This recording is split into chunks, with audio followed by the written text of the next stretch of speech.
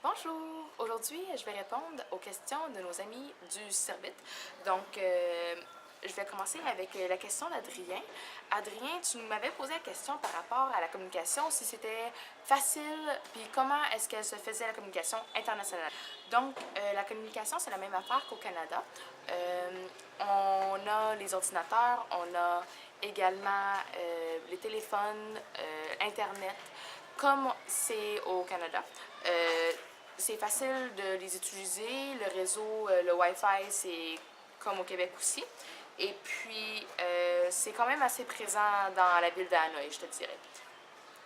Pour continuer dans la même branche, j'irai avec la cinématographie, qui a été une question de Brianna, qui m'a posé la question si l'industrie cinématographique était présente au Vietnam.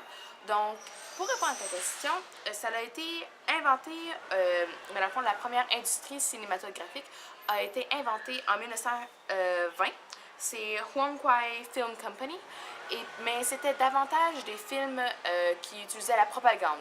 Donc, ça a pris du temps avant que ça change, mais aujourd'hui, des émissions télévisées et des films qui sont très populaires seraient, pour la traduction en français, ce serait Vivre ensemble avec la belle-mère. Il y a également Le Juge et aussi un film qui s'en vient bientôt, qui est très attendu par les jeunes Vietnamiens. C'est Je n'ai pas encore 18 ans. Donc, on voit qu'il y a quand même un bon nombre de films et d'émissions qui sont présentes au Vietnam et qui sont quand même attirantes pour la jeune population de la ville. Ensuite, je vais passer à un tout autre sujet, c'est par rapport aux traces de la guerre et aux zones dangereuses suite à la guerre du Vietnam.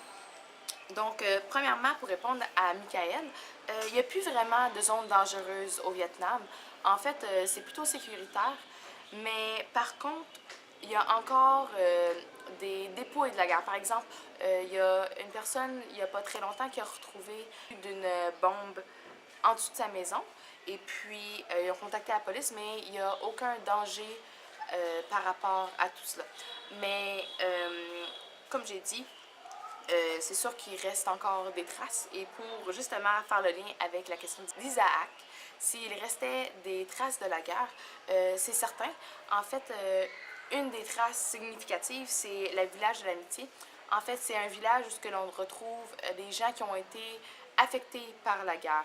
Donc des vétérans ou sinon des enfants qui ont été touchés par l'agent orange. Ça, c'était un produit qu'on mettait pour enlever les feuilles, pour être capable de mieux voir les gens que l'on voulait cibler. Donc, ils ont eu des déformations physiques ou des problèmes mentaux qui se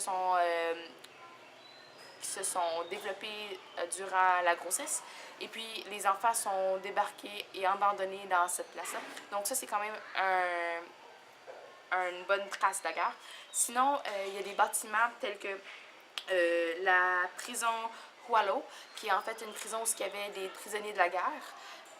Ensuite, il y a également Tang Tang Long, qui est en fait, ça ressemble un peu à une muraille qui protégeait la population des bombes et des invasions américaines. Sinon, il y a également un musée de la guerre qui fait un peu un bilan de tout ce qui s'est passé et des souvenirs. Mais je dirais surtout que la guerre a laissé des traces dans la mémoire et dans les cœurs des personnes vietnamiennes. C'est en fait une fierté de savoir qu'ils ont gagné cette guerre. C'est ce qui conclut pour ma petite capsule vidéo. J'espère que vous avez apprécié et que ça a répondu à vos questions. Merci!